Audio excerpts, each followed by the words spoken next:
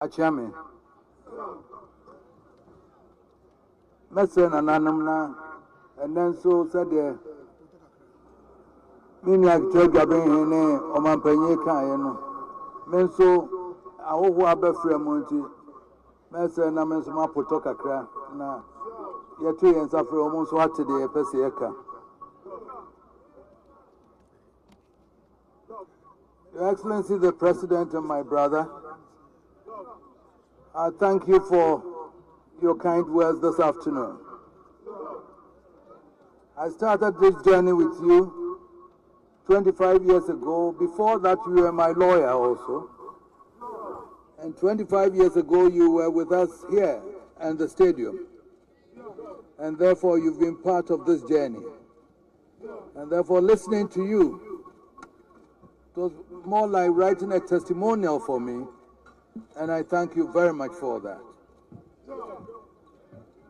Distinguished ladies and gentlemen, I extend traditional blessings to you all, sons and daughters of the Golden Stool, in every corner of Asanteman. I extend the felicitations and blessings of the Golden Stool to all of Ghana, and I extend the same blessings to all the seeds of African heritage now flowering around the world through the circumstances of history. And finally, I extend to the world the blessings of peace and friendship. 25 years ago, we were called upon to assume the mantle of leadership of our people. It was a call of destiny with the most profound ramifications for us and our nation. Asanteman had surrendered its might as a warrior nation and was struggling to find its role within a complex new environment. The political dynamics of the time required sagacity as much as courage. Fortunately, neither virtue had been absent from the history of the Asante nation. I swore on that fateful day to lead my people with the courage and the wisdom with which Otumfuo Setutu built the Asante nation. The courage and daring with which Otumfuo first and others after him expanded the nation into the empire it became, and the dignity and tact with which Prempeh the First and Prempeh the Second managed its integration into the Gold Coast. I wasn't unaware of the fact that there was no Obrikomfo Anoche to guide us with its unusual powers, nor that the terrain in our time could not be more complex and challenging. Yet, I drew the Mpomponsio sword in full confidence that as long as we maintained fidelity with the Golden Stool and remain faithful to the truth, we shall not, as the hymn now says, in the desert stray nor miss our providential way. Today, with the Golden Stool by our side, with all the weight of history upon our shoulders, we cry out with a mix of humility, pride. Thanks be to God, we have faced our destiny and we have not faltered nor fainted. We've been true to our oath, and we have done honor to those whose duty it was to shepherd us into office 25 years ago. Please join me in tribute to my dear mother, our very dear mother, who not only brought us into the world, but gave us the opportunity to serve our people and the world. And I pay tribute to her brothers, Ohineba Sabonsu, Yaine, and Bema Kofi Kakari. I am what I am because of the tutelage of Ohineba Sabonsu, and all may have been lost if the Asanteman had not had the dogged support of the Abusuapanyi Kofi Kakari. They may no longer be with us, but I'm sure that in the eternal village where they now reside, they are filled with pride that the fruit of their labor continue. Since we embarked upon our journey, we have had the privilege of serving with 5 presidents of our republic. Significantly, I have worked with presidents from both of the main political parties of our time. And it is a great honor to invite you to join me again in paying tribute to all the presidents of our 4th republic. We are alive to the constraints of our office and do not allow themselves to stray into the choices which only the sovereign people must make for themselves, or indeed to pass judgments for the people. Our duty is to throw our weight behind the choices of the people freely made, to counsel and even admonish as circumstances demand. Within the bounds of propriety, we are obliged to speak the truth to power. I am proud to say that without exception, all of presidents have found space for meaningful collaboration as they sought to deliver on the agenda for the people. Each one is elected on a different platform, and each comes with his own style. They may not all succeed with everything they seek to do, but I hope the people appreciate that they are all true patriots who try to do the best they can for their nation. We pay tribute to Nananum, from the overlords of the North to Nananum paramount chiefs from all sections of our nation. In your magnificent smocks and elegant kente cloths, in the dazzling adornments of gold and silver, you present the true tapestry of a culture that can never diminish. It is the harmony in diversity which we all seek.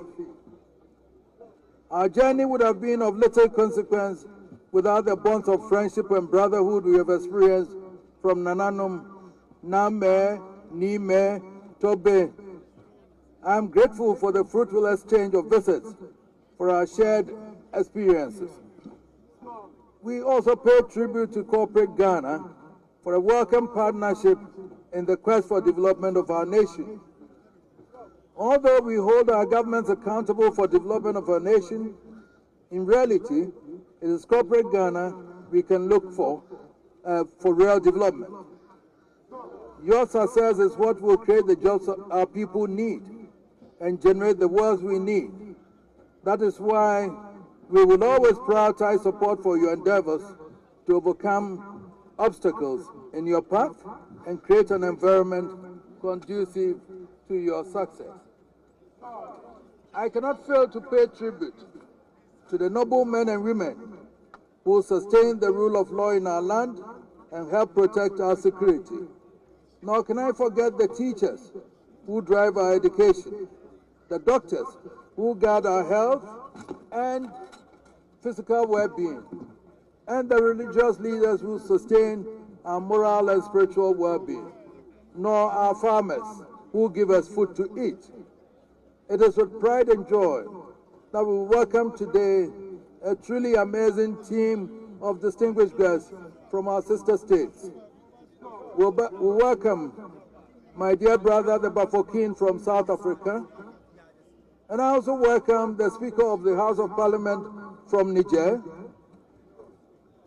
and the Foreign Minister of Morocco and his delegation, Foreign Minister of Cote d'Ivoire and his delegation, and the Niger delegation, and the Federal Minister of Finance of the Federal Republic of Nigeria, and the representative of my brother, the Kabaka of Uganda, along with the ambassadors of the United States, the United Kingdom, and all the diplomatic members who were here. Above all, we welcome our special guest of honor, my dear brother, Prime Minister of the Republic of Trinidad and Tobago, Right Honorable Dr. Keith Rowley, and his dear wife. This is the second time we have received our brother here at Manshia, and it follows our own highly significant visit to his country as guests of their Emancipation Day celebration last year. What does it say about relations between our two countries? The Right Honorable Raleigh comes not as the Prime Minister of one brother country.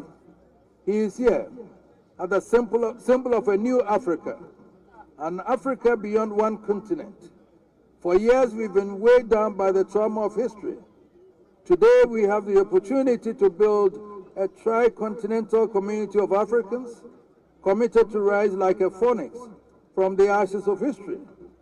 From Suriname to Barbados, from Brazil to Jamaica, from Cuba to the Dominican Republic, indeed, from the United States of America and every part of Europe where the seeds of African heritage have survived, let the challenge go for all of us to strive to overcome the mental enslavement that has kept us from achieving our potential. We have demonstrated that it is possible to upload the burdens of history and find power in the value of reconciliation. You see this also in South Africa. Contrast age upon humanity in the Middle East because of the unwillingness to unburden ourselves of the past. So as we commence another phase in our journey of destiny, we reaffirm our commitment to peace and the pursuit of development. Education remains our priority, but probably an even higher priority must be the reclamation of our environment from the ravages of Galamsey. We cannot be the generation that destroys the most precious heritage bequeathed to us by our forefathers to satisfy the greed of a few miscreants. For whatever it takes, we must defeat this scourge. The greatest challenge of our nation, faces is to redouble our efforts to grow our economy. Governments may come and go, but the nation remains, and democratic nations must look to their entrepreneurs for development. That is why we will continue to encourage our entrepreneurs to show their readiness to place their money where their mouth is and invest more in the country of their birth. This year is another election year. Our political leaders are already on the campaign trail, and there's yet many months of intense and combative campaigning ahead. After all our past experiences, I remain sanguine that our democracy is safe.